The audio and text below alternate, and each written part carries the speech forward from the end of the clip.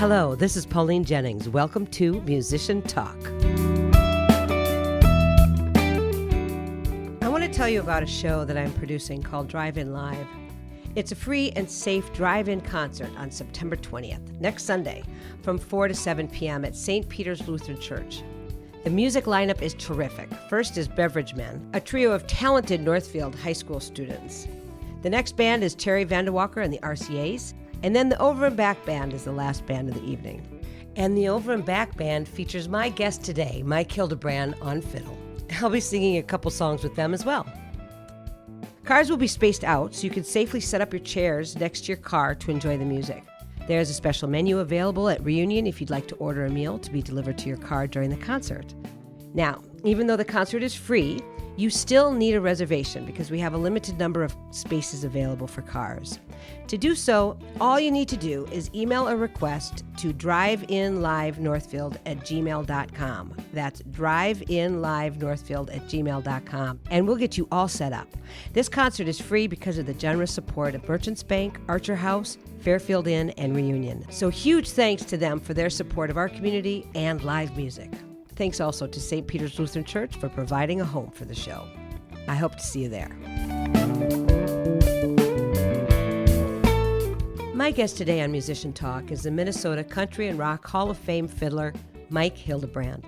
He can play anything on that fiddle of his, from gypsy jazz to folk rock to top 40, and of course a plethora of genres with the Over and Back Band. I promise if you've ever heard him play Orange Blossom Special, you will never forget it. Mike is a retired MD living in Faribault with his lovely wife, Paula. Oh, there's so much to talk about with Mike, so let's get started. Let's talk with Dr. Mike Hildebrandt. Hi, Mike. Hi, Pauline. How you doing? I'm doing good. How are you doing? I'm doing really good. So it must be interesting being an MD during these times of a pandemic, and maybe even more interesting being a retired MD, because you can kind of take a step back and look. You're not in the trenches right now. It is interesting to be able to kind of stand on the sidelines and just kind of observe. Yeah. And I am pretty happy I don't have to be going through all the stuff that my colleagues are going through with extreme protective measures and that sort of thing, and just the concern of who you're seeing that might have what, that sort of thing. Right. Yeah, it's been just a crazy time. It's like nothing I ever experienced at all. It's one of those one in every couple century events, so we're living through history right now for better or for worse. We hope that it's once a century. So what have you been doing since you retired? I was doing quite a lot more music. That was the plan. Right. And that was taking shape really well.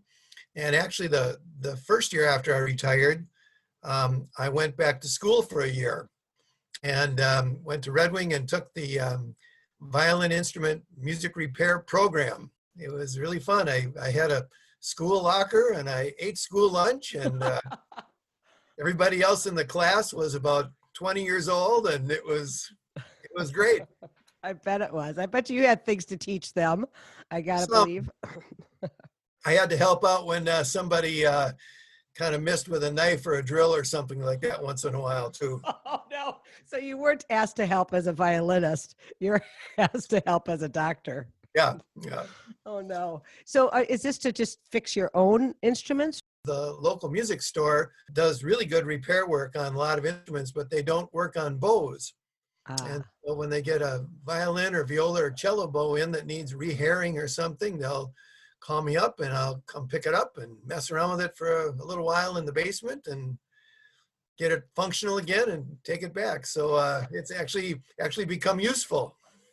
Useful. And something like that sounds like it might be therapeutic. For me, I really enjoy just messing with fiddles and seeing what I can fix and what I can't, and actually it's kind of similar to medicine in a way. With a lot of the parts are very small and you have to be very precise. They have tolerances to 0.5 millimeters in tolerances, so you wow. Very precise about how you do, and it's really easy to wreck something too. So I find it kind of similar to some medicine things. Okay, I'm just not going to touch that one. So, so I want to get into your musical journey. I read somewhere that you got interested in the violin at age 3. Tell us that little story and then take us through your journey up to now. Yeah, my mother played the violin just a little bit in high school. And so she had her father's violin in our house when we were growing up. Now, I don't remember this, but they tell me that I was always interested in that box under the bed, and I'd want to go see the box. And so they'd take it out, play it, and I'd mess with it and stuff. So when it came time to take music lessons, I took fiddle lessons. What age were you when you started playing? It was like third grade. Our school district had summer violin lessons after third grade. So Where did you grow up? in St. Paul. Got it. Okay, so you started at third grade, and was there a band or orchestra in your elementary school? Yeah, in school they had an orchestra program. I just always enjoyed it. I seemed to take to it quite easily, and after a couple of years, then I started taking some private lessons from a guy who was actually in the Minnesota Orchestra, Mr. Henry Gregorian. Wow, what a name. He was a great guy and a fantastic violinist. And so I took lessons from him all the way through high school and even college, actually.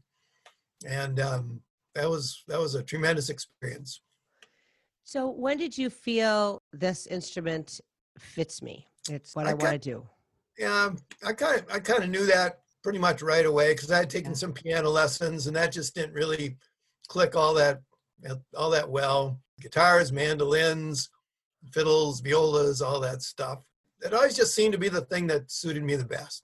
So stringed instruments was your go-to. However, violin seems to have risen to the top. What is the difference between a fiddle and a violin? Not much. It's just the way they're set up. Usually, a fiddle might have steel strings just to sound more loud and aggressive for country type things. Maybe the bridge is a little lower so you can hit more strings all at once. But Okay. otherwise, they're pretty much the same. Okay. I have a friend who says that the violin is culture and the fiddle is agriculture. I really like that. That's great. So in high school, you played in the high school orchestra. Yep. Mm-hmm. And did you do any playing out in high school? We had a little kind of rock and roll band, kind of a late 60s, early 70s rock and roll band that I played in for about a year, but I played organ. And the high school had a jazz band, really good jazz band, but it was mostly brass and winds and everything. But I played piano in that. Wow. So when were you able to play that fiddle on stage for an audience other than with school orchestras? How old were you? Yeah, well, kind of growing up, I'd play in church once in a while, and that sort of thing. Got it.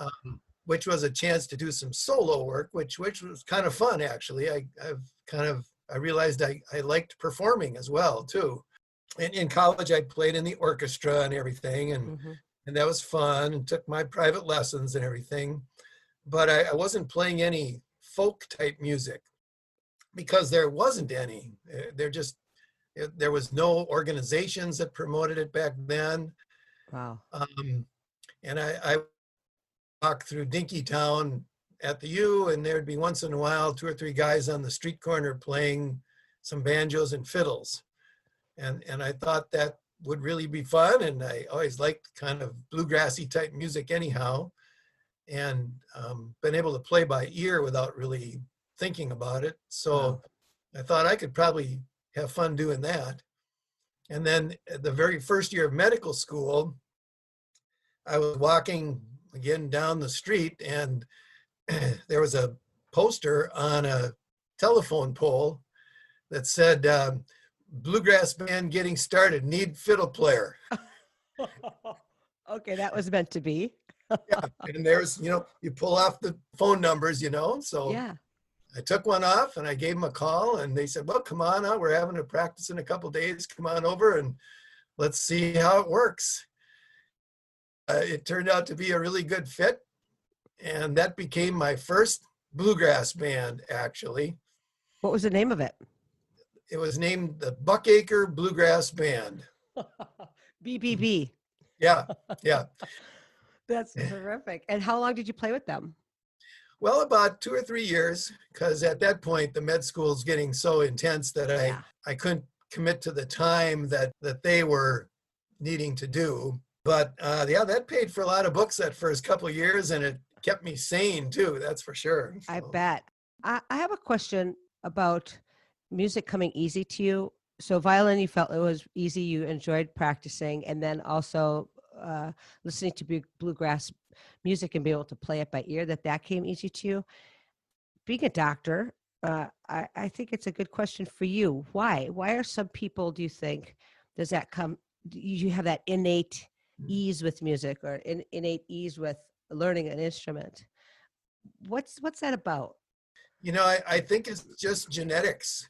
I Yeah. think you're born with the gene that's something you can do. You can hear stuff and you can translate it into hand motions, or you don't. And Right. there's tons of fantastic classical violinists who can play circles around anybody, but they have a lot of trouble just playing by ear. Well, there's that thing of you can be an expert in anything after 10,000 hours. So you can Yeah. probably get there with enough practice. And Hmm. it fascinates me that that interaction between body, mind, and intention is pretty powerful when it comes to Yeah. music. So thank you for that. Thanks for confirming that there's got to be a genetic connection and some kind Yeah. of an innate thing. So you got through medical school and you had to put the music a little bit on a back burner when it got to be so intense. When did you find you had the time then to start really playing again and joining bands and playing out? Well, I started with just real individual things like fiddle contests. So they had a lot of fiddle contests back then, and it was just you going. And so it worked well for schedules. If I had a free weekend and there was a fiddle contest someplace, I would just go and compete for the fun of it, and ended up meeting a number of people in the culture that way. That was kind of fun. Yeah. But right at the end of right at the end of residency, some of the people I met were playing regularly, and they would invite me to just sit in, which again was an easy thing to do because if I could, I did, and if I couldn't, I didn't. And then some of them put a band together to play at the Winnipeg Folk Festival or to audition to play at the Winnipeg Folk Festival right at the end of my residency. And I participated in that. And we got selected to go up there and play, which is a huge, huge festival. Nice. They have like 10 stages going in various areas. Wow. And it's very international. They bring in people from all over the world. So when did you move to Faribault? Was it during this time or was it later? It was during this time, actually. It was in 1982. And I finished my residency in the summer of 1982. And that's when the Winnipeg Folk Festival was. So I went to Winnipeg with this band, and we played at this International Folk Festival. And actually, we got to play on the main stage one night because one of the national performers bailed out last minute. Wow. And the organizer knew these other people in our band quite well. And he called us kind of in a panic and said, "Can you guys fill in at this slot like 8 o'clock?" Wow. And we said, "Oh yeah, I think we could probably do that." Yeah, And we actually, the group right after us was Riders in the Sky. At night, that's where everybody went. So there were like 30,000 people out there. Wow. Oh, how exciting. How Yeah, exciting. yeah. So I mean, I went from playing little solo fiddle gigs at a festival in a small town for ice cream cones to 30,000 people opening for Riders in the Sky. And then I came to Faribault and went to work. okay. All right. So when did you start joining bands and getting musicians together in this area? I knew Ivan Willock pretty shortly after I came to town, who is a wood carver, but is a wonderful guitar player, singer, and trombone player. So we would hang out once in a while. And I met Doug Maddow fairly shortly after coming to town, who's a wonderful piano player. Yep. Hi, Doug. I think we did some wedding receptions and things like that, nothing like a band or anything. And I knew Todd Thompson, and Todd invited us to play at Craig's World Vision yearly concert. That's Craig Wasner. Yep. Okay. Yep. And then through that, I met Will Healy, Yeah. because he was hosting it. And Charlotte DeVries sang in it. And then Will and Charlotte started getting this idea for a show. And it turned into the Over and Back show. So that is incredible. And that went on for many, many years to great success.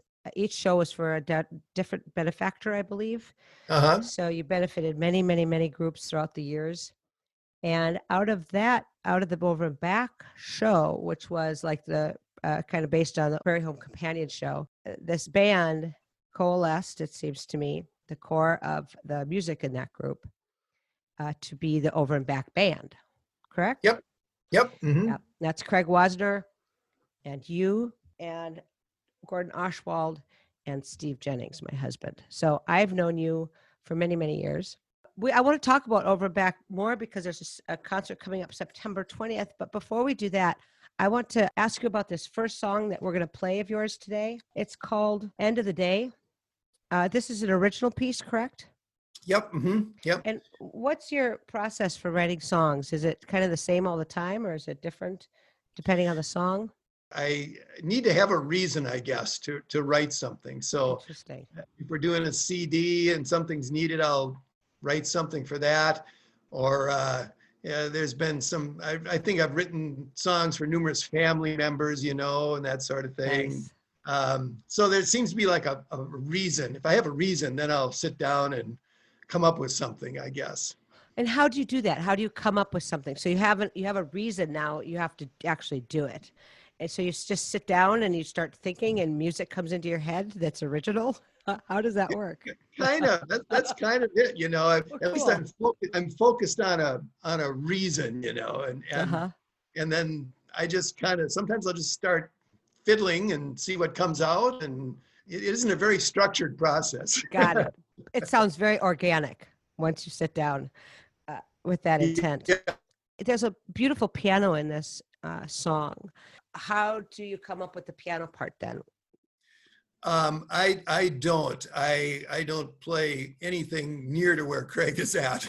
That's actually been one of the really fun creative parts of being with the Over and Back guys, because they are so incredibly good and imaginative. This tune actually, this is the very last fiddle tune I've written so far, and it was for our most recent CD, which is called New Tracks. We had most of it recorded, and this guy named Steve Jennings, Mm-hmm. who you probably know, Mm-hmm.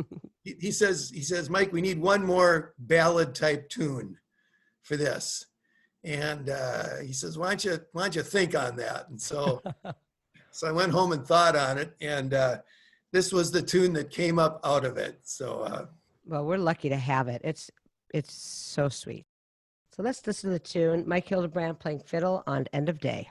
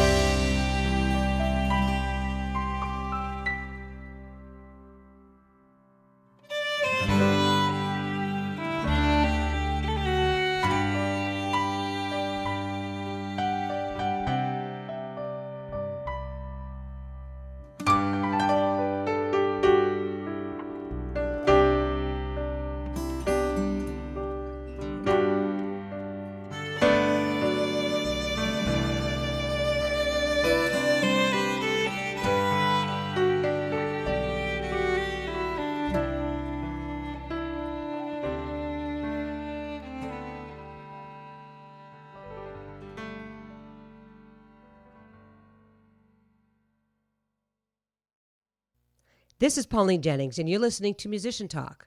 The song you just heard is an original composition by my guest, Mike Hildebrandt, called End of Day. And that's him playing the fiddle on that sweet, sweet song.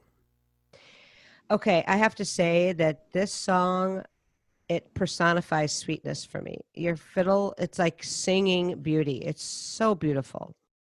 Yeah, I really like it. It came out really nice. And I kind of brought the basic melody to the guys, and it became what it is.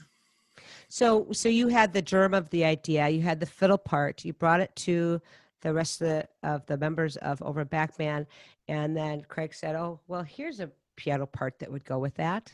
Is that how that works? Wow, that's pretty much how it works. I said these are kind of the chords I'm thinking, and and Craig took that to a whole nother level, and as he is wont to do. That is terrific. Yeah, it's great fun. It is a beautiful, beautiful song. Thank you for sharing that with us. So I want to turn to music and how it matters. Obviously, it's very important in your life, played a big part of your life. And it seems to me that you get a lot of your joy out of playing. Yep. It's just been a real good stress reliever forever and ever and ever. It just has been a good way just to kind of keep balanced, I think. And in a bigger sense, what do you see that it gives a society? You know, I think that music is such a universal language. Mm-hmm. It can bring people together who don't agree on much of anything, except that they really like this song, you know, and it seems like in a musical performance, people kind of put everything else aside and they just kind of sit back and just soak it up and enjoy it. Sure. And that whole thing of a shared experience with music, right where we needed it the most, we couldn't have it because people had to stay inside, and it was tough, and they didn't have things to do, and music would have really helped. With that said, I said we'd get back to the Over and Back Band. We are participating in, you and I, in a show called Drive-In Live next Sunday. And that's with the Over and Back Band. And I did a little blurb at the top of the show to tell people about it because we still do have some car spots left. It's a free concert. So that's pretty exciting.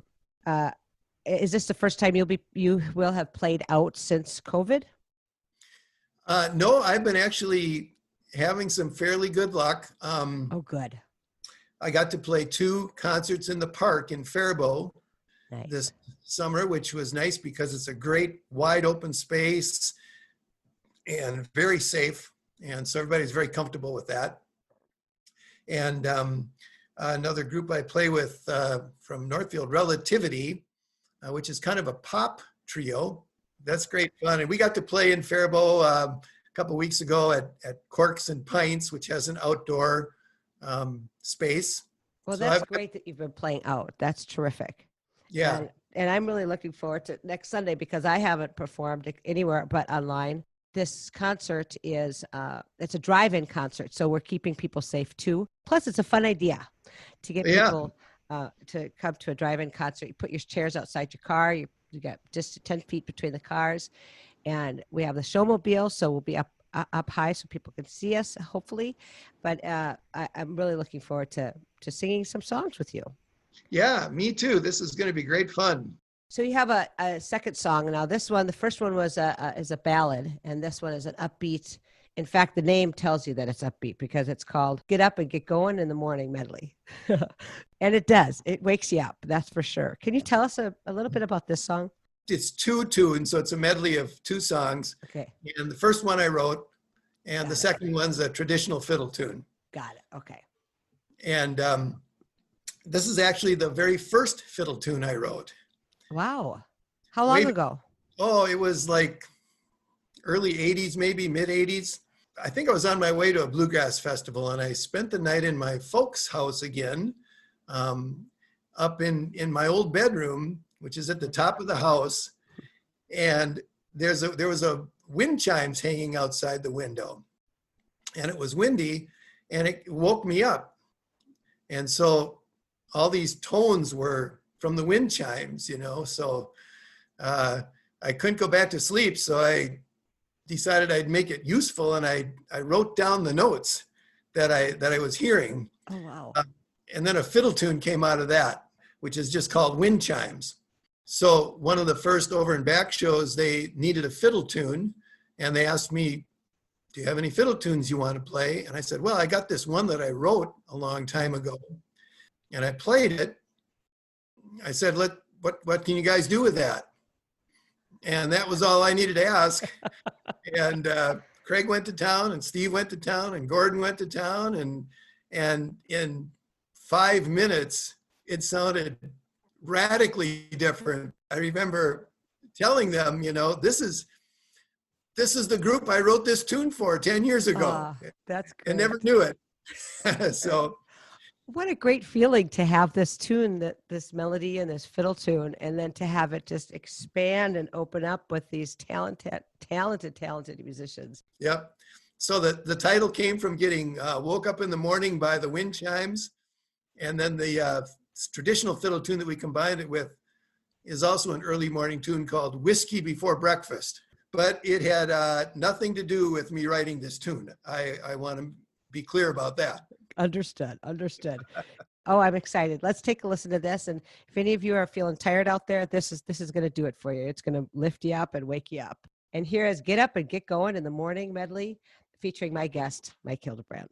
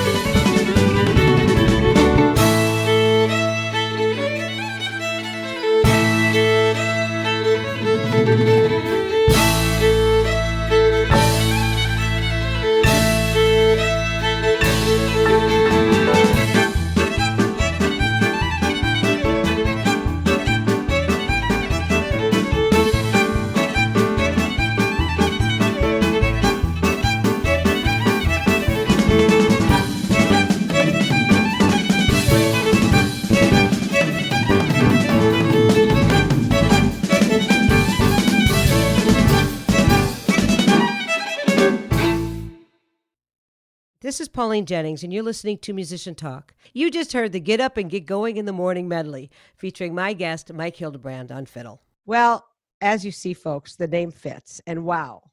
I mean, this music sounds to me to be very highly technically difficult, and you just play it so seamlessly. And Yeah, and people mention that all the time, and I don't know, I've just been doing it for so long, it just comes so naturally to me. I don't even really think about it. It's kind of almost reflex. Will you be playing either of these tunes at the upcoming Drive-In Live concert next Sunday? Probably the last one, the lively one for sure, I think. Okay, got it. Good. It'll keep people awake. Hey, Doc, I want to play with you best gig, worst gig. And I know that you probably have had a ton of great gigs. In fact, we heard about one in Winnipeg early in your career. But how about your worst gig? I've always enjoyed playing wherever I've played, and I can't think of even one gig where I left and said, I'm never going to do that again. Right. So nothing, no transformers blowing, and so you don't have electricity, even those kind of things. One time in Central Park, it rained like crazy about 15 minutes into the gig, and we just had people come up on the stage then and played acoustically. So that was kind of fun. Okay, I'd like to clone your attitude. I love that. Other than the Winnipeg concert, is there another one that just stands out in your mind as far as just being very, very special? Most anything we did with Over and Back was really fun. I've been in a couple jam sessions with some high-level bluegrass people, and that's really fun because when you play with these people, they're the pros. It's interesting, always fun to see if you can keep up, basically, and be legitimately there. Right. And they're so much fun because I would guess you can keep up and are legitimately there. That's so far. So far, so good. So, Mike, it was great talking to you. We're out of time, and I look forward to singing with you and seeing you next Sunday at the Drive-In Live gig. And, folks, if you don't have a car spot and you want to go, email driveinlivenorthfield@gmail.com. So thank you so much, Mike. It's been a joy to talk to you, and I love seeing your smiling face every time I see it. So thank you. Yeah, likewise, Pauline. Thanks a lot, and thanks for all the work you put into all this. Take care. Thank you. Bye-bye. Bye.